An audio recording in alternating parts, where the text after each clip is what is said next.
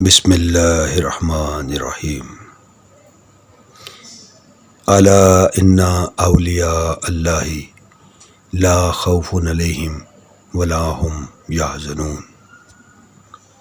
سن رکھو، بے شک جو اللہ کے دوست ہیں انہیں نہ کوئی خوف ہوتا ہے اور نہ وہ غمگین ہوتے ہیں۔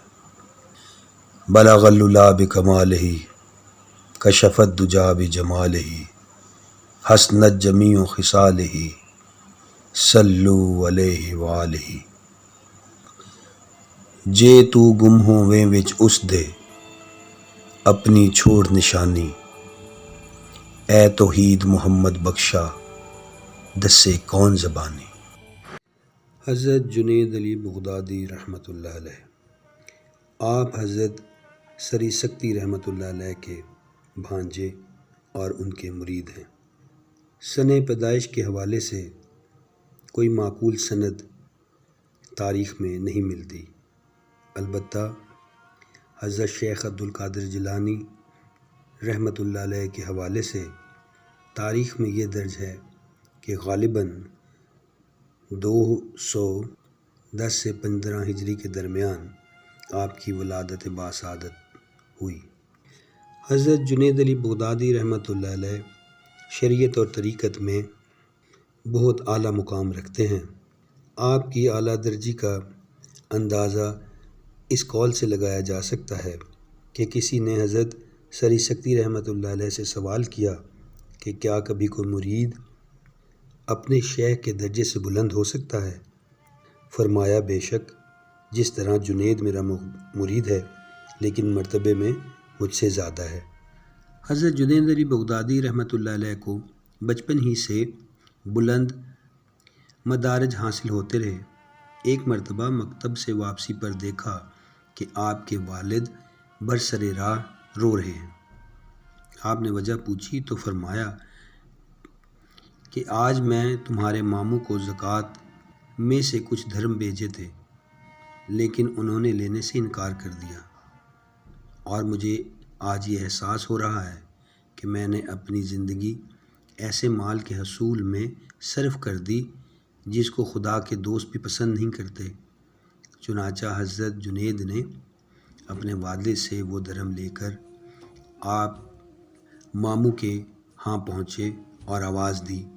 جب اندر سے حضرت نے پوچھا کہ کون ہے تو فرمایا کہ جنید آپ کے لیے زکوٰۃ کی رقم لے کر آیا ہوں، لیکن انہوں نے پھر انکار کر دیا، جس پر حضرت جنید بغدادی رحمۃ اللہ علیہ نے فرمایا کہ قسم ہے اس ذات کی جس نے آپ کے اوپر فضل اور میرے والد کے ساتھ عدل کیا، اب آپ کو اختیار ہے کہ یہ رقم لے لیں یا نہ لیں، کیونکہ میرے والد کے لیے جو حکم تھا کہ حقدار کو زکوٰۃ پیش کر دو تو انہوں نے پورا کر دیا۔ یہ سن کر حضرت سری سکتی رحمۃ اللہ علیہ نے دروازہ کھول کر فرمایا کہ رقم سے پہلے میں تجھے قبول کرتا ہوں۔ چنانچہ اسی دن سے آپ ان کی خدمت میں رہنے لگے اور 7 سال کی عمر میں انہی کے ہمراہ مکہ مکرمہ پہنچے۔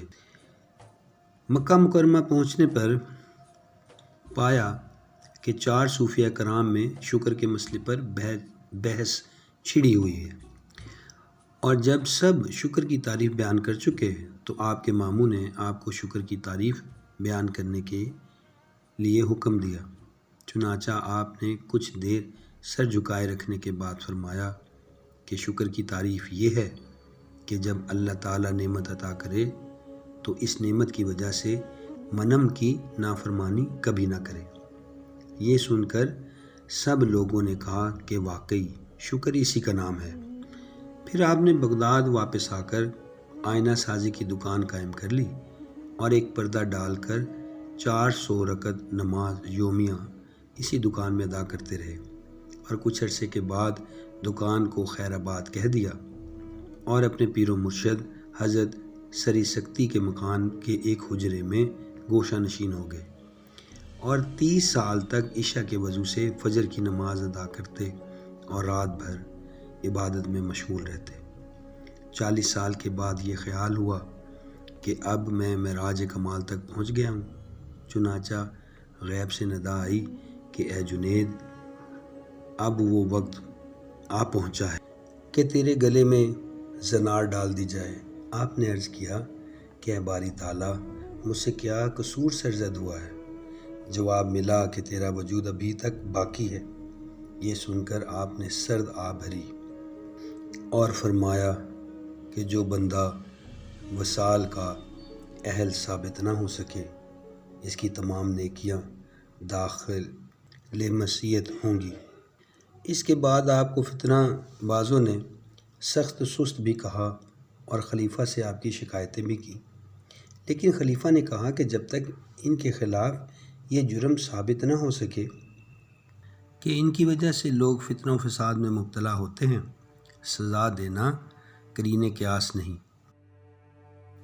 انہی حالات کے پیش نظر خلیفہ نے امتحان کی غرض سے ایک حسین و جمیل کنیز کو لباس و زیورات سے مزین کر کے یہ ہدایت دی کہ ان کے سامنے پہنچ کر نقاب الٹ کر یہ کہنا کہ میں ایک امیر زادی ہوں۔ اگر آپ میرے ساتھ خلوت میں کچھ وقت گزاریں اور میری منشا کے مطابق چلیں تو آپ کو دولت سے نواز دوں گی۔ اور واقعے کی نوعیت معلوم کرنے کے لیے خلیفہ نے اس کنیز کے ہمراہ ایک غلام کو بھی بھیج دیا، اور جب اس کنیز نے خلیفہ کی ہدایت کے مطابق آپ کے سامنے اظہار مدعا کیا تو آپ نے سر جھکا کر ایسی سرد آہ کھینچی کہ اس کنیز نے وہیں دم توڑ دیا۔ اور جب غلام نے واپس آ کر خلیفہ سے واقعے کی نوعیت بیان کی تو خلیفہ کو بہت صدمہ ہوا۔ پھر خلیفہ آپ کی خدمت میں پہنچ کر عرض کرنے لگا کہ آپ نے کیسے گوارا کیا کہ ایسی محبوب ہستی کو دنیا سے رخصت کر دیا؟ آپ نے جواب دیا کہ امیر المومنین کی حیثیت سے تمہارا فرض تو مومنوں کے ساتھ مہربانی کرنا ہے، لیکن مہربانی کی بجائے تم نے تو میری 40 سالہ عبادت کو ملیا میٹ کرنے کے لیے یہ فعل کر ڈالا۔ منقول ہے کہ جب آپ کے مراتب میں اضافہ ہوتا گیا تو آپ نے وعظ و تبلیغ کو اپنا شیوا بنا لیا، اور ایک مجمع میں فرمایا کہ وعظ گوئی میں نے اپنے اختیار سے شروع نہیں کی، بلکہ 30 ابدالین کے اصرار بے حد پر یہ سلسلہ شروع کیا، اور میں نے تقریباً 200 بزرگوں کے جوتے سیدھے کیے ہیں۔ اپنے مراتب میں اضافے کا سبب آپ خود فرماتے ہیں کہ مجھے تمام مدارج صرف کافہ کشی ترک کر دینا اور شب بیداری سے حاصل ہوئے ہیں۔ آپ نے فرمایا کہ صوفی تو وہ ہے جو خدا اور رسول کی صلی اللہ علیہ وآلہ وسلم اس طرح اطاعت کرے کہ ایک ہاتھ میں قرآن ہو اور دوسرے ہاتھ میں حدیث۔ منقول ہے کہ آپ نے فرمایا کہ 10 سال تک میرے قلب نے میرا تحفظ کیا اور 10 سال تک میں نے اس کی حفاظت کی، لیکن اب یہ کیفیت ہے کہ نہ مجھے دل کا حال معلوم ہے نہ دل کو میرا۔ فرمایا کہ مخلوق اس بات سے بے خبر ہے کہ 20 سال سے اللہ تعالیٰ میری زبان سے کلام کرتا ہے اور میرے وجود درمیان سے ختم ہو چکا ہے۔ فرمایا 20 سال سے صرف ظاہری تصوف بیان کرتا ہوں، کیونکہ اس کے نکات بیان کرنے کی مجھے اجازت نہیں۔ فرمایا اگر محشر میں خدا تعالیٰ مجھے دیدار کا حکم دے گا تو میں عرض کروں گا چونکہ آنکھ غیر ہے اور میں غیر کے ذریعے دوست کا مشاہدہ نہیں کرنا چاہتا۔ زہد و تقویٰ کا یہ عالم رہا کہ جس وقت نماز کے اندر دنیا کا خیال آ جاتا تو دوبارہ نماز ادا کرتے۔ آپ صائم الدہر تھے، لیکن مہمان کی آمد پر روزہ نہ رکھتے اور فرماتے کہ مسلمان بھائیوں کی ضیافت بھی کسی روزے سے کم نہیں۔ آپ کے اور حضرت ابو کسانی کے مابین تصوف کے 1000 مسائل پر مراسلت ہوئی، اور ابو کسانی نے انتقال کے وقت یہ وصیت فرمائی کہ ان مسائل کو میرے ساتھ ہی دفن کر دیا جائے؟ کیا آپ نے فرمایا کہ دوسروں کے ہاتھوں میں پہنچنے سے بہتر یہی ہے کہ یہ مسائل ہم دونوں کے قلوب میں ہی رہ جائیں؟ بلندی مرتبہ کے بعد حضرت سری سکتی رحمۃ اللہ علیہ نے آپ کو واعظ گوئی کا مشورہ دیا تو آپ نے عرض کیا کہ آپ کی حیات میں واعظ گوئی مجھے اچھی معلوم نہیں ہوتی، لیکن اسی شب رسول اکرم صلی اللہ علیہ وآلہ وسلم کو خواب میں دیکھا کہ آپ بھی واعظ گوئی کا حکم دے رہے ہیں، اور جس وقت حضرت سری سکتی سے خواب بیان کرنے کا قصد کیا تو آپ نے خواب سننے سے قبل ہی فرمایا کہ کیا اب بھی تمہارا یہ خیال ہے کہ دوسرے لوگ تم سے واعظ گوئی کے لیے کہیں گے؟ آخر حضور اکرم صلی اللہ علیہ وآلہ وسلم کے فرمان کے بعد تمہیں کیا عذر باقی رہ جاتا ہے؟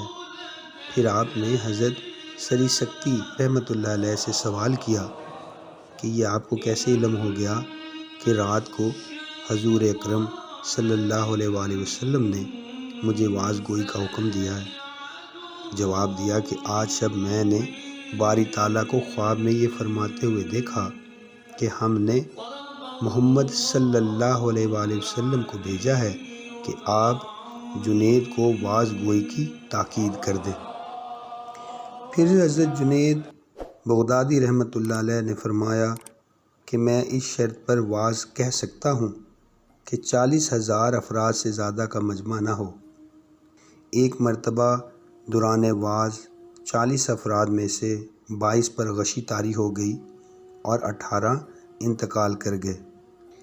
حضرت جنید علی بغدادی رحمۃ اللہ علیہ کے واعظ کے بارے میں منقول یہ ہے کہ ایک دفعہ واعظ گوئی کے درمیان ایک آتش پرست مسلمان کے بھیس میں حاضر ہوا اور آپ سے عرض کیا کہ رسول اکرم صلی اللہ علیہ وآلہ وسلم کا یہ فرمان ہے کہ مسلمانوں کی فراست سے بچتے رہو کیونکہ وہ خدا کے نور سے دیکھتا ہے۔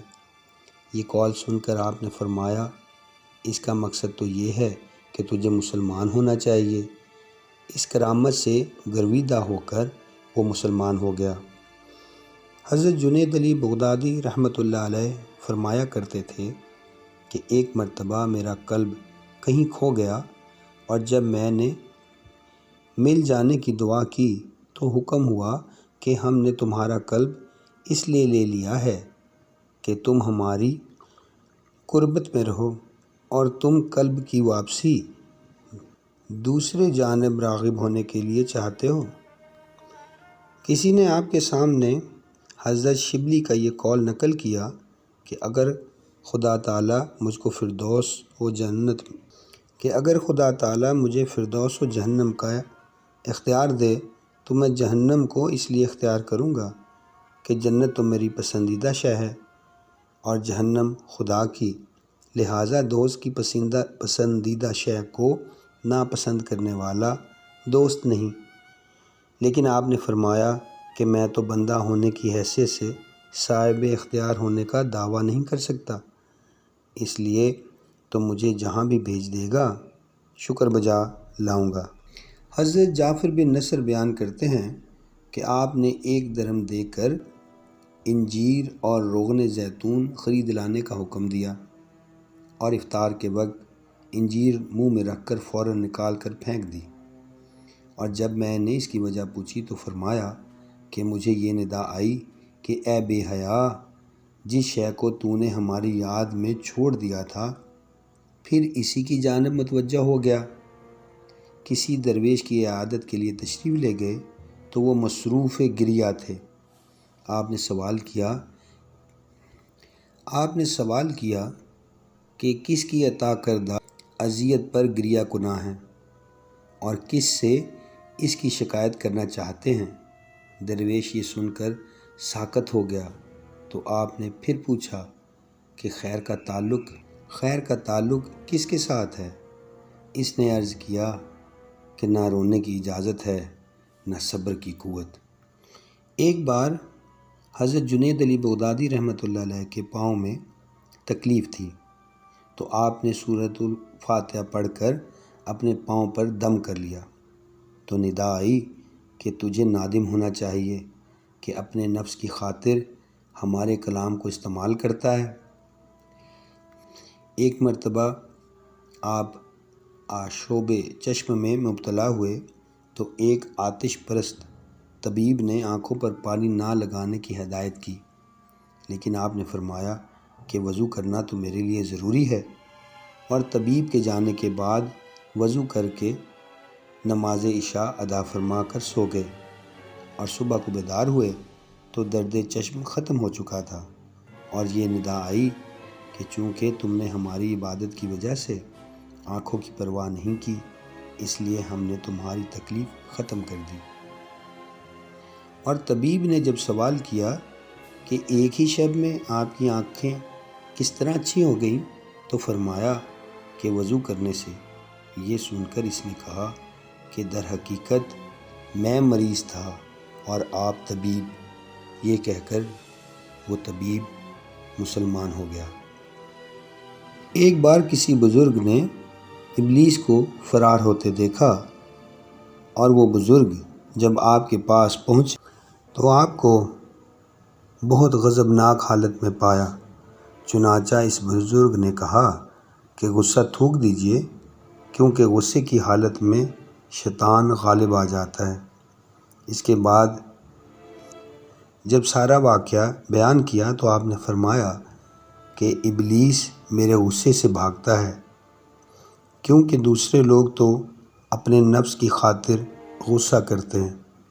حضرت جنید بغدادی رحمۃ اللہ علیہ کی ایک بار مسجد کے دروازے پر ایک معمر شخص کی صورت میں ابلیس سے ملاقات ہوئی، تو آپ نے سوال کیا کہ آدم کو سجدہ نہ کرنے کی کیا وجہ تھی؟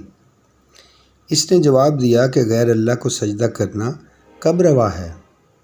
اس جواب سے آپ حیرت زدہ ہو گئے، تو غیب سے آواز آئی کہ اس سے کہہ دو کہ تو کاذب ہے، کیونکہ بندے کو مالک کے حکم سے انحراف کی اجازت نہیں۔ چنانچہ ابلیس آپ کے غیبی اعلام کو بھانپ کر فوراً فرار ہو گیا۔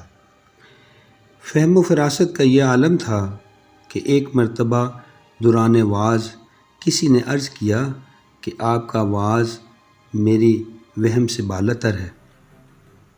آپ نے فرمایا کہ 70 سال کی عبادت قدموں کے نیچے رکھ کر سرنگوں ہو جا، اس کے بعد اگر تیری سمجھ میں نہ آئے تو یقیناً اس میں میرا قصور ہے۔ کسی نے سوال کیا کہ قلب کو مسرت کس وقت حاصل ہوتی ہے؟ آپ نے فرمایا کہ جب اللہ قلب میں موجود ہوتا ہے۔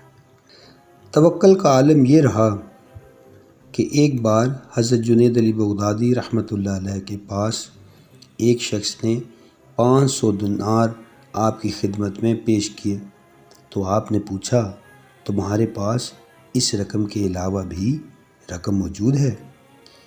اس نے جب اس بات میں جواب دیا تو پوچھا مزید مال کی بھی حاجت ہے؟ اس نے کہا جی۔ آپ نے فرمایا اپنے 500 دینار واپس لے جا، کیونکہ تو اس کے لیے مجھ سے زیادہ حاجت مند ہے۔ میرے پاس کچھ بھی نہیں ہے، لیکن مجھے حاجت نہیں، اور تیرے پاس مزید رقم موجود ہے، لیکن پھر بھی تو محتاج ہے۔ ایک بار کسی سائل نے آپ سے سوال کیا تو آپ کو یہ خیال آیا کہ جب یہ شخص مزدوری کر سکتا ہے تو اس کا سوال کرنا جائز نہیں، لیکن اسی شب خواب دیکھا کہ سرپوش سے ڈھکا ہوا ایک برتن آپ کے سامنے رکھا ہوا ہے اور حکم دیا جا رہا ہے کہ اس کو کھا لو۔ چنانچہ جس وقت آپ نے کھول کر دیکھا تو وہی ساحل مردہ پڑا ہوا ہے۔ آپ نے فرمایا کہ میں تو مردار خور نہیں ہوں۔ حکم ہوا کہ پھر دن میں اس کو کیوں کھایا تھا؟ آپ کو خیال آیا کہ میں نے غیبت کی تھی اور یہ اسی جرم کی سزا ہے۔ حضرت جنید بغدادی رحمۃ اللہ علیہ فرماتے ہیں کہ میں نے اخلاص کی تعلیم ایک حجام سے حاصل کی۔ واقعہ اس طرح بیان کرتے ہیں کہ میں ایک بار مکہ معظمہ میں قیام کے دوران ایک حجام کے پاس پہنچا۔ حجام کسی دولت مند کی حجامت بنا رہا تھا، تو میں نے اس سے کہا کہ خدا کے لیے میری حجامت بنا دے۔ اس نے فوراً اس دولت مند کی حجامت چھوڑ کر میرے بال کاٹنا شروع کر دیے اور حجامت بنانے کے بعد ایک کاغذ کی پڑیا میرے ہاتھ میں دے دی جس میں کچھ رقم لپیٹی ہوئی تھی، اور مجھ سے کہا کہ آپ اس کو اپنے خرچ میں لائیں۔ وہ پڑیا لے کر میں نے نیت کر لی کہ اب پہلے مجھے جو کچھ دستیاب ہوگا وہ بھی حجام کی نظر میں کروں گا۔ چنانچہ کچھ عرصے کے بعد ایک شخص نے بصرہ میں اشرفیوں سے لبریز تھیلی مجھ کو پیش کی۔ وہ لے کر جب میں حجام کے پاس پہنچا تو اس نے کہا کہ میں نے تو تمہاری خدمت صرف اللہ کے لیے کی تھی اور تم بڑے بے حیا ہو، مجھے تھیلی پیش کرنے کے لیے آئے ہو۔ کیا تمہیں اس کا علم نہیں کہ خدا کے واسطے کام کرنے والا کسی سے کوئی معاوضہ نہیں لیتا؟ ایک رات آپ اپنے حجرے میں عبادت میں مشغول تھے، لیکن دل کی کیفیت کا یہ عالم تھا کہ دل عبادت سے اچاٹ ہو گیا۔ چنانچہ باہر نکلے تو دیکھا کہ دروازے پر ایک آدمی کمبل لپیٹے بیٹھا ہوا ہے۔ آپ نے اس کو دیکھتے ہی فرمایا کہ عبادت سے دل اچاٹی ہونے کا سبب شاید تمہارا انتظار ہے۔ اس نے عرض کیا کہ نفس کا کیا علاج ہے؟ آپ نے فرمایا کہ نفس کی مخالفت اس کا واحد علاج ہے۔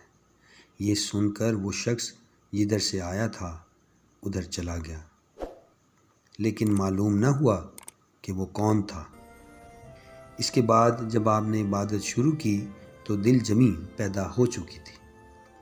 کرامات اور دعاؤں کا یہ عالم رہا کہ حضرت نے جس کو جو دعا دی اللہ نے اس کے حق میں قبول فرما لی، اور کرامت ایسی کہ جس کے دل پر نگاہ ڈالتے دل بدل کر رکھ دیتے۔ تمام عمر یاد الہی میں مشغول رہے، زہد و تقوی اختیار کیے رکھا اور وعظ و تبلیغ جاری رہی۔ دم مرگ میں آپ نے لوگوں سے فرمایا کہ مجھے وضو کراؤ۔ چنانچہ دوران وضو انگلیوں میں خلال کرنا بھول گئے اور یاد دہانی کرانے پر خلال کیا۔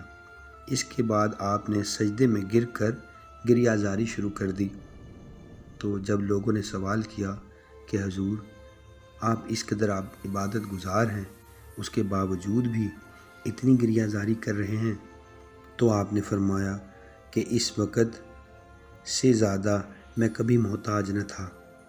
پھر تلاوت قرآن میں مشغول ہو کر فرمایا کہ اس وقت قرآن سے زیادہ میرا کوئی دوست نہیں، میرا کوئی ہمدرد نہیں، اور اس وقت میں اپنی عمر بھر کی عبادت کو اس طرح ہوا میں معلق دیکھ رہا ہوں کہ جس کو تیز و تند ہوا کے جھونکے ہلا رہے ہیں، اور مجھے یہ علم نہیں کہ یہ ہوا فراق کی ہے یا وصال کی، اور دوسری طرف فرشتہ اجل اور پل صراط ہیں، اور میں عادل قاضی پر نظریں لگائے ہوئے ہوں، اس کا منتظر ہوں کہ نہ جانے مجھے کدھر جانے کا حکم دیا جائے گا۔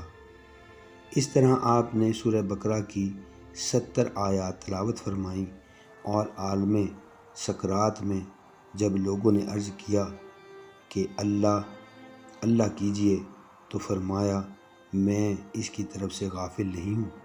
پھر انگلیوں پر وظیفہ خوانی شروع کر دی، اور جب دائیں ہاتھ کی شہادت کی انگلی پر پہنچے تو انگلی اوپر اٹھا کر بسم اللہ الرحمن الرحیم پڑھی، اور آنکھیں بند کرتے ہی روح پرواز کر گئی۔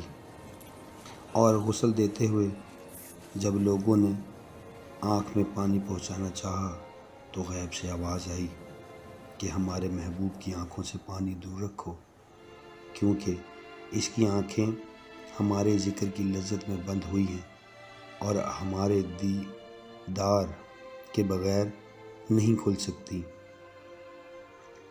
اور جب انگلیاں سیدھا کرنے کا قصد کیا تو ندا آئی کہ یہ ہاتھ میرے ذکر میں بند ہوئے ہیں اور ہمارے حکم کے بغیر نہیں کھلیں گے۔ پھر جنازے کی روانگی کے وقت ایک کبوتر پلنگ کے کونے پر آ کر بیٹھ گیا، اور جب اس کو اڑانے کی صحیح کی گئی تو اس نے کہا کہ میرے پنجے محبت کی میخ پر گرے ہوئے ہیں، اور آج حضرت جنید بغدادی رحمۃ اللہ علیہ کا قلب ملائکہ کا نصیب بن گیا ہے۔ اگر تم جنازے کے ساتھ نہ ہوتے تو میت سفید باز کی طرح ہوا کے دوش پر پرواز کرتی۔ کسی بزرگ نے خواب میں آپ سے پوچھا کہ اللہ تعالیٰ نے کیسا معاملہ فرمایا؟ حضرت جنید علی بغدادی رحمۃ اللہ علیہ نے جواب میں فرمایا کہ محض اپنے کرم سے بخش دیا، اور ان 2 رکعات نماز کے علاوہ جو میں رات کو پڑھا کرتا تھا اور کوئی عبادت کام نہ آ سکی۔ آپ کے مزار مبارک پر حضرت شبلی سے کوئی مسئلہ دریافت کیا گیا تو فرمایا کہ خدا رسیدہ لوگوں کی حیات اور ممات دونوں مساوی ہیں، اس لیے میں اس مزار پر کسی مسئلے کا جواب دینے سے ندامت محسوس کرتا ہوں، کیونکہ مرنے کے بعد بھی آپ سے اتنی ہی حیا رکھتا ہوں جتنی حیات میں تھی۔ آدمی کے ریشے ریشے میں سما جاتا ہے عشق، آدمی کے ریشے ریشے میں سما جاتا ہے عشق، شاخ گل میں جس طرح باد سحرگاہی کا نم۔